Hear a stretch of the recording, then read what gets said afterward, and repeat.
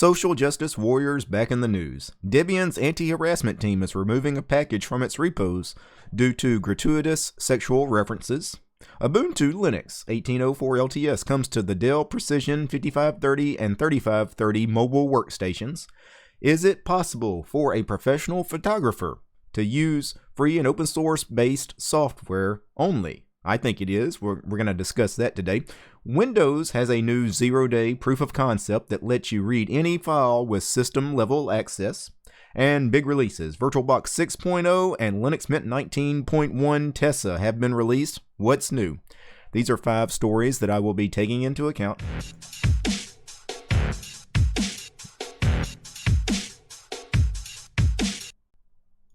And the first article that we're going to discuss here, Debian's anti-harassment team removing a package from their repos, really over the name, containing a what they call, quote, gratuitous sexual reference.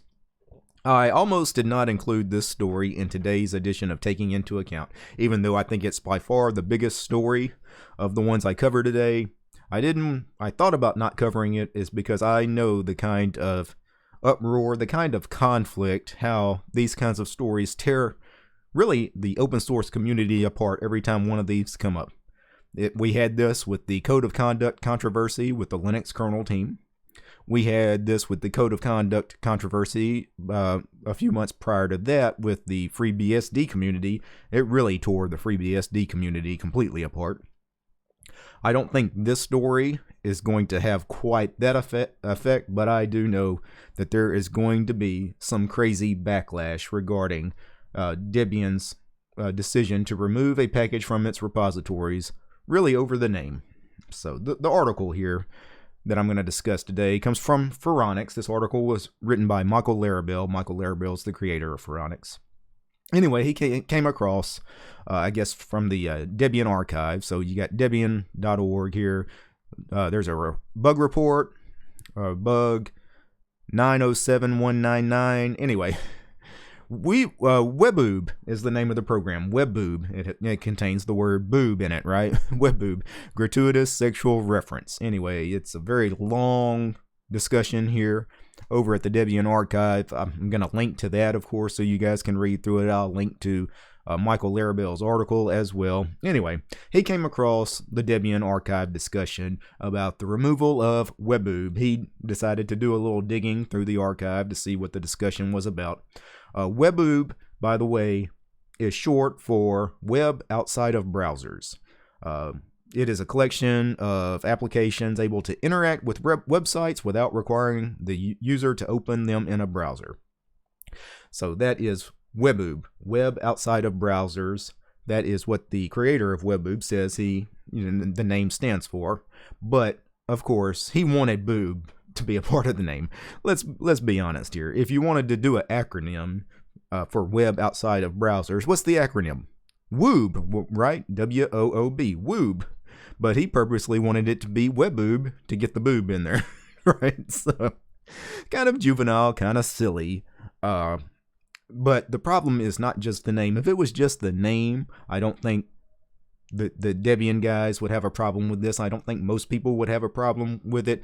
He really took the boob thing a little too far with some of the artwork, the icons. There's boob references in the code, in comments in the code.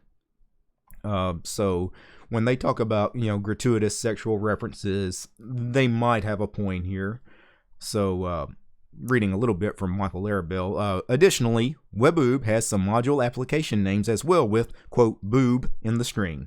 Silly and juvenile, but should this package, which isn't installed by default on Debian or otherwise featured by the Linux distribution, worth removing from the package repository over naming convention? Well, here's the thing with all these code of conduct controversies and everything, it's Debian's repos. They're free to do whatever they want to it, especially with software repositories. They're constantly adding and removing things from these things anyway, things that are no longer maintained or things that they may feel could be potentially harmful to your system. They remove from repos. I mean, they remove things from repositories all the time. I come across a package that used to be in somebody's repos that's not there anymore, and it kind of frustrates me, but I mean, it's their repos, right? they own that space. Now they're this a little bit different for the reason they're doing this. They say it's because, you know, the name and some of the quote gratuitous sexual references, because boob is a female body part. I actually don't think this is that bad. As far as I'm obviously not offended by this. Of course, I'm not a woman. But there have been other problems with this WebBoob application. For one thing, this has been debated in Debian going all the way back to 2010 about this particular application, WebBoob. There have been other people that have also brought this up over the years. I found many articles, many blog posts about WebBoob, the name, about the comments in the code. Some of them, with some comments that could be construed as harassment or some sexual references. There have also been some pretty derogatory comments. At one time, I found this over on Reddit. There was a discussion about the Michael Larabelle article from Phoronix. Anyway, one of the guys on Reddit posted that, quote, this package up until recently had log messages that called people, quote, fags. That obviously is unacceptable. To WebBoob's credit, though, somebody posted a change request over on GitHub or wherever this thing was hosted, and they took that particular comment out of the code, so good for them. Overall, everybody's going to ask my thoughts. Personally, I typically side with the anti-social justice warrior crowd. I don't get offended by anything anybody says. That being said, I understand, if it's your house, it's your rules. I've got to abide by your rules. Debian set some certain, guidelines down, and they actually contacted the developer of this. I mean, there have been discussions about this dating back all the way to 2010, and even with the recent decision to go ahead and remove this package from the archive, they asked the package maintainer, would he be willing to make some changes, and his answer was no. So he didn't want to change anything about WebBoob, so the Debian team decided to go ahead and remove it from the repos. I think they have every right to do that. The creator of WebBoob, if he really loves all the boob references and wants to keep them in his package, he's free to do that. It's not like you can't go out there and install WebBoob just because it's not in the Debian repos. I mean, you just go and pull it down from GitHub or wherever it's hosted. You may have to build it from source, or he may just package a third-party deb file on his own. I'm sure that's probably what would end up happening. So actually, I don't think this is, really that big of a controversy. So I know a lot of people are going to say this is social justice warriors running amok over at Debian. I don't think that's the case, really. Again, they've been discussing this particular application, WebBoob, dating all the way back to 2010. And it's not just Debian. Other people have criticized this particular program, WebBoob. I don't think it was just the name. If the name was WebBoob and there was nothing else, no sexual references anywhere in the code, no other use of boob everywhere and in the artwork, and of course some of the kind of derogatory comments that were in the logs, that especially shouldn't fly. I think he would have been okay, because WebBoob, the name, it's not that bad, to be honest. We have much worse program names out there in people's repos that probably... Let's be fair. GIMP. GIMP is a horrible name. GIMP is derogatory. It's derogatory toward people that are disabled, people that are handicapped. GIMP really, as a program, that program needs to be changed as far as the name. The developers of GIMP really need to come up with a much better name than GIMP. That's a horrible name. WebBoob is just, kind of stupid and silly. But again, the guy just went a little too far with the boob thing. And again, they asked him to make some changes. I guess he decided he wanted to make a stand and no, I'm not going to remove all these boob references in the code and everything, which is his right. But of course, it's Debian's right to take his program out of the repos. I don't think I don't think this story is as big a deal as I know some people are going to make it. And the second story on the docket tonight. Ubuntu 1804 LTS is now offered on a couple of new Dell machines, the Dell Precision 5530 and the Dell Precision 3530 mobile workstations. Mobile workstations, they're laptops. So this article comes from Beta News, written by Brian Fagioli. I will read briefly from the top of the article here. While many people and companies are jumping on the Linux bandwagon these days, it is important to remember that Dell has long been a proponent of the open source kernel. It has offered Ubuntu on some of its computers, a gutsy move being such a major Microsoft partner. Absolutely. So Dell has been a supporter of Linux for a long time. They have offered machines with Ubuntu on them for years now. And the author here, Brian Fagioli, is correct. It is a gutsy move when a major company like Dell offers something like Ubuntu on its machines, being that, they are a major Microsoft partner, or OEM partner.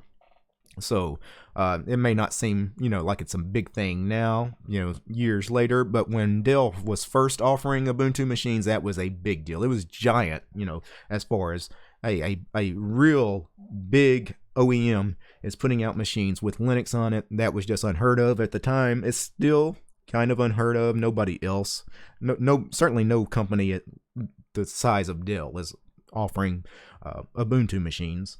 You've got smaller companies like System 76 out there, offering machines with Linux on it, but they're of course not in the same league as Dell.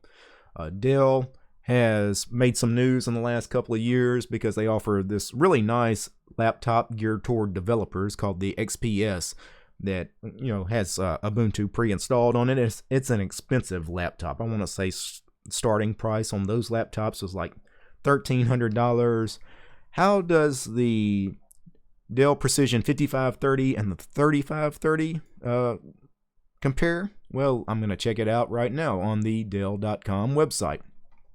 So the 5530 is the more powerful of the two machines, starting at $1,229. Not an inexpensive machine. So this is actually quite expensive for a laptop, especially looking at the specs. So what are they offering? They are offering a Intel Core i5-8300H quad-core. An okay processor, but for a $1,200 machine, I would expect something a little better, like an i7 maybe. Although you can upgrade. There is the i7-8850. You could upgrade for another close to $300. Wow. Operating system, you have your choice of Windows 10 is included in the price, while you actually have to choose Ubuntu 1804, but that drops the price by $100. Well, that's nice. So instead of $12.29, they get you down to $11.29 when you don't pay the Microsoft tax. So it's a little cheaper. So take $100 off if you're installing Ubuntu on it.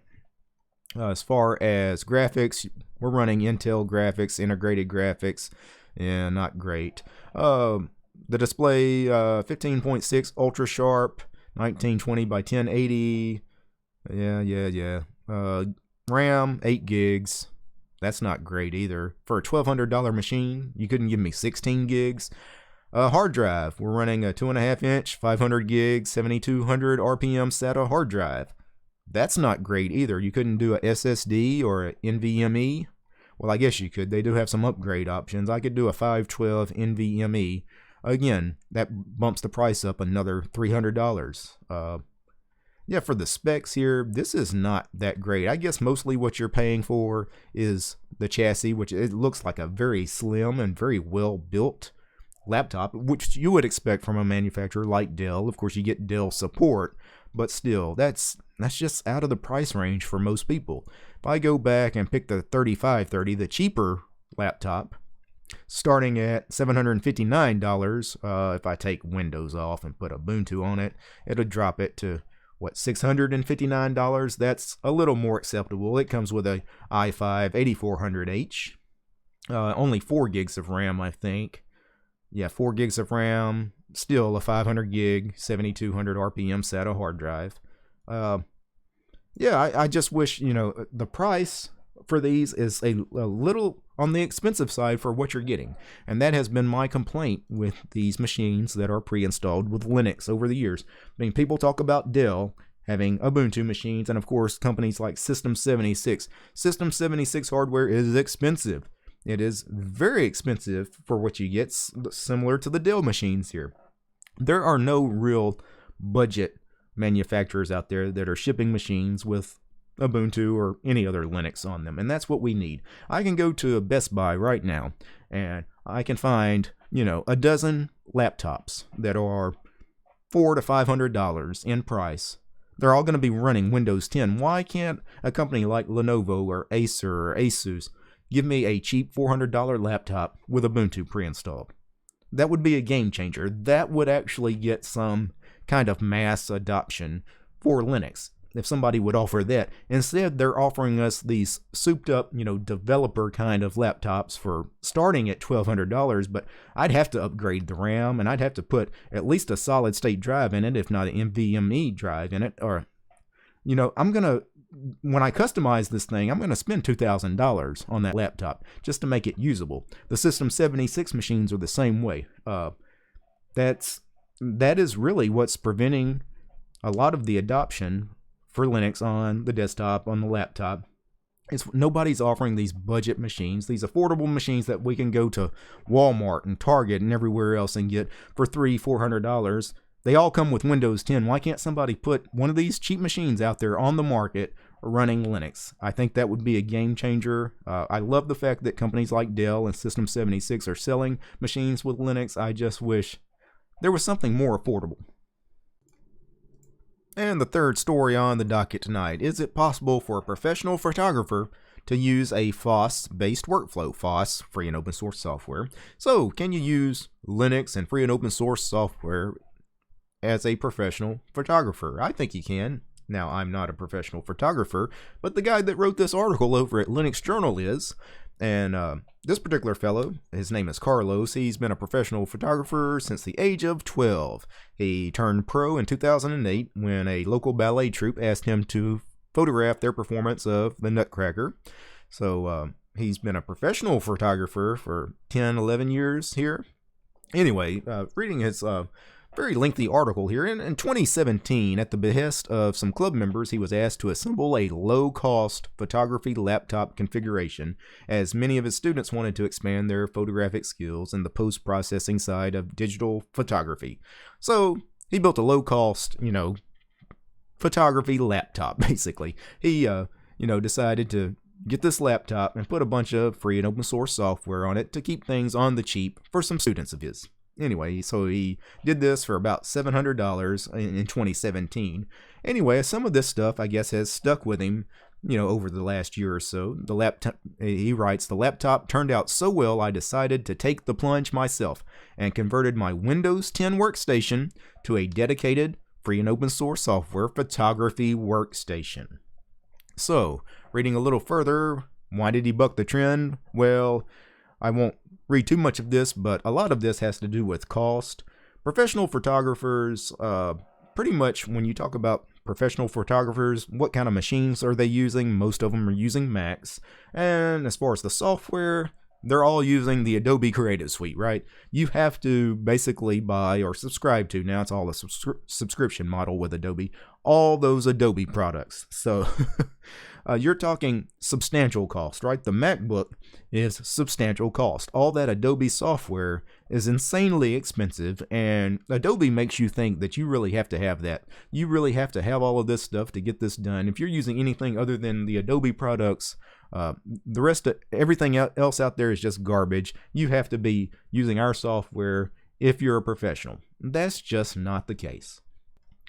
We know this isn't the case as far as the hardware side. I mean, MacBooks are great, but you know what? You can get some really nice Windows laptops that run just fine. But even, you can get like the Dell machines we mentioned earlier would be fantastic. You might have to beef them up with some better processing power, a little more RAM. Those Dell laptops would be great. System 76 obviously offers some really nice machines as far as Linux laptops. So the hardware, we know there's hardware out there that we can put Linux on, and you can get everything done. It's the software, right? So if we're not using things like the Adobe Creative Suite, what are we using? Well, this particular fellow mentions some of the free and open source programs he used or uses even now. Raw Therapy. Raw Therapy is an open source raw conversion software. It is, quote, the veritable Swiss Army knife of graphic functionality. So Raw Therapy is very popular among photographers in the free and open source community. As far as a photo management application, so a photo manager, one of the longtime stalwarts out there has been Shotwell. Shotwell, though, is not that powerful of a program. He mentions he found Digicam. Digicam, of course, is a KDE application.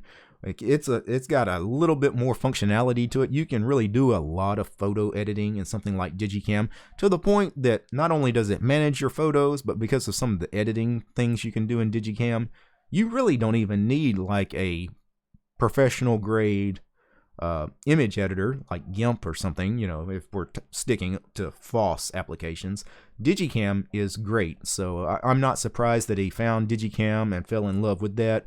Other software he uses, Darktable. Darktable is open source raw conversion software. Unlike Raw Therapy, which gives you every tool imaginable, Darktable takes its design cues from Adobe Lightroom, etc., etc. He writes on. He also uses LensFun, DisplayCal. I've never heard of either one of those, but again, I'm not a photographer. QImage1 is another program he likes. Rapid Photo Downloader. And last but certainly not least, he of course uses GIMP. And he actually writes that in the article. Last but not least is GIMP, lovingly referred to as GIMP, the GNU image manipulation program. GIMP is basically the FOSS equivalent of Photoshop. And that's the way I typically kind of promote GIMP is our free and open source Photoshop. Now, it's not really Photoshop. It is, you know, completely different. The workflow is a little different. Just because you know how to do things in Photoshop, you don't know how to do anything in GIMP. I mean, you have to relearn everything.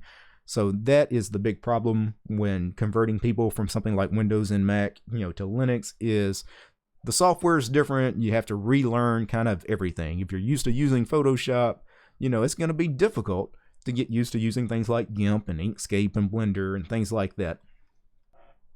And again, because Digicam offers some pretty good editing in its program, you probably wouldn't have to use GIMP that much as a photographer. And Carlos in the article mentions, yeah, he only uses GIMP on rare occasions, so he doesn't have to get into GIMP that much. But if you need some more powerful functionality, GIMP is probably the best image editor we have out there. Other things you might want to look at, Krita. It's very popular. He also mentions he also played around with Lightzone, Polar, etc., etc. So Carlos made the change from, you know, commercial, proprietary, closed source software over to free and open source software. And he poses the question, hey, if free and open source photography software is so great, why isn't everyone using it? Why aren't more professional photographers using Linux and using free and open source software for their workflow? Well, the answer is pretty obvious. Commercial applications have these very large companies investing a lot of time and a lot of money to the development of their products and also to promoting their products. Adobe has really done a fantastic job of making it seem like if you are a professional in photography, multimedia, graphics, you have to have their programs. You have to have their suite of applications. You have to be paying that monthly or annual subscription to all of their software. Otherwise, you're not even in the game, right?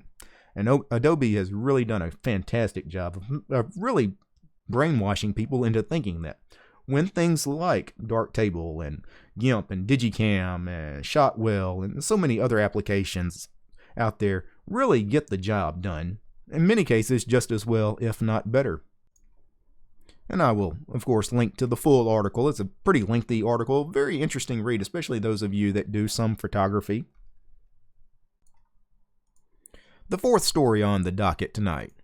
You know, it would not be an episode of Taking Into Account if I didn't have at least one story about Windows and security on the docket. So, this article comes from Bleeping Computer.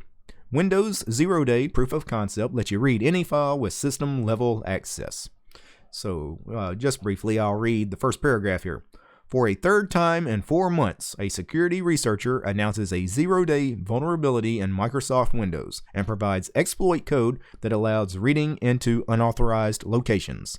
Known by the moniker Sandbox Escaper, the researcher released details about a security vulnerability affecting readfile.exe, which, as the name indicates, allows reading data from specific locations. So, we have this guy that goes by the name Sandbox Escaper. He's a researcher. He has found 3 exploits in the last 4 months for Microsoft Windows, and rather than sharing them with Microsoft, he just shares them with the public. I'm not sure if that's the best thing to do, but it's probably, I would say it's not the best thing to do, certainly for free and open source software, because we actually would take those exploits and actually patch them rather quickly and do something about them. Proprietary companies like Microsoft, I have less sympathy for. But how does the exploit work? Well, the glitch is in a function called MSI advertise product, which Microsoft describes as being able to generate an advertise script or advertises a product on the computer. So if I go over to docs.microsoft.com, I actually looked up this particular function, MSI advertise product. It really doesn't give me too much information on this page. The function, again, generates an advertised script, advertises a product to the computer. So it basically throws an ad on the computer. I'm assuming this is probably, you know, how you sometimes get ads in certain menus, like the start menu or whatever Windows is calling it now, or you get advertisements sometimes in the installer. It advertises programs that could be installed on your system but are not. You know, hey, would you like to check out this program? We'll sell it to you, that sort of thing. So it's some kind of advertising function. Anyway, calling this function leads to an arbitrary file copy on the installer service, which is controllable by the attacker. Long story short, there's a possibility to copy any files with system privileges, with the destination being readable at all times. Because of this, Sandbox Escaper calls this an arbitrary file read vulnerability, and people have already verified that this bug is in fact out there, this exploit. It has been confirmed by Acro Security. There's a tweet here about somebody. We have confirmed this proof of concept to work and in fact provide read access to a chosen file that the initiating user didn't have read access to. Anyway, so this was the third 0-day exploit in 4 months that Sandbox Escaper, whoever this person is, I believe it's a female. Anyway, the FBI is interested in Sandbox Escaper. They have been investigating Sandbox Escaper, and it has nothing to do with these exploits. At least we don't think. The FBI doesn't actually explain what they're interested in this person for, but according to the internet, it's been deleted now, but Sandbox Escaper, I guess, threw a tweet out there not too long ago, basically making a threat against the President of the United States. So you do that on the internet. Sometimes the FBI does take those things seriously, but again, that is not in any way associated with what is going on with this 0-day exploit. And the fifth and final story on the docket, I just wanted to share with you guys a couple of big releases. So you guys know I am a big fan of VirtualBox. I love VirtualBox, been using it for years. Yes, there are other virtualization hypervisor programs out there. I love VirtualBox. And we just had a big release. This is VirtualBox 6.0.0. So VirtualBox 6.0. This is a major update. So let's read a little bit. The following major new features were added. Implemented support for exporting a virtual machine to Oracle Cloud Infrastructure. Not sure how useful most people will find that, but that's neat. User interface has greatly improved high DPI and scaling support. Now that's big. A major rework of user interface with simpler and more powerful application and virtual machine setup. That would be nice. I'm interested in a better user interface, although I find VirtualBox to be kind of easy to use, intuitive. It does have a million different options, and if you can kind of streamline that in such a way to make it a little bit more friendly, I'm all for that. We also have some 3D graphics support for Windows Guest, and a few other things. No major, like, earth-shattering things were added to VirtualBox in 6.0, but it is what they're considering a major release. Linux Mint 19.1 Tessa has also been released. Linux Mint 19.1 offers 3 editions: Cinnamon, Mate, XFCE. Again, similar to VirtualBox, it's no earth-shattering, new features or anything in Linux Mint 19.1. It's what you expect, if you're checked out any recent versions of Linux Mint, it's Linux Mint, right? So Linux Mint 19.1 is a long-term support release which will be supported until 2023. So it's supported for 5 years. Comes with, of course, some updated software, some refinements, I'm sure some bug fixes, security updates. System requirements for the Cinnamon edition: 1 gig of RAM, but to be honest, 2 gigs is recommended for comfortable usage. According to the blog, really 4 gigs for Cinnamon is what I would tell you guys. Anyway, 64-bit images can boot with BIOS or UEFI. There is a 32-bit image that can only boot with BIOS. Anyway, so VirtualBox 6.0, Linux Mint 19.1. If you guys want to check either one of them out, what I would suggest is check both of them out. Install VirtualBox 6.0 and then install Linux Mint 19.1 inside a VirtualBox VM. That way you get to test both of them out at the same time. And that was the 5th and final story for Taking Into Account episode 21. Taking Into Account is a weekly show. I try to release a new episode of Taking Into Account every Thursday. So look for Taking Into Account episode 22 sometime next Thursday. Other than the 5 main stories, I like to end each episode of Taking Into Account by reading a viewer question or comment. Usually their viewer question or comments are from Mastodon, for those of you following me over on Mastodon. But today, I actually, while recording this particular episode, I had just got this comment over on YouTube, and I thought, wow, this is big news. I should share it. So I did a video called The Obscure Window Manager Project, the Xmonad video I did, covering the Xmonad tiling window manager, which I've been using for years, on and off. Love Xmonad. It's kind of complicated. It's written in Haskell, but I love that particular tiling window manager. And shortly after I actually started filming this episode of Taking Into Account, I noticed Erik Dubois, the creator of ArcoLinux, left a comment on that video. Thanks for the video. We have started working on our ArcoLinux version of Xmonad.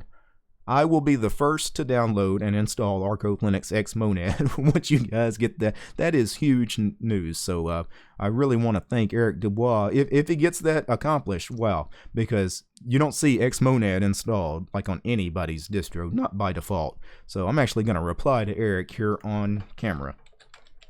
Awesome. Can't wait.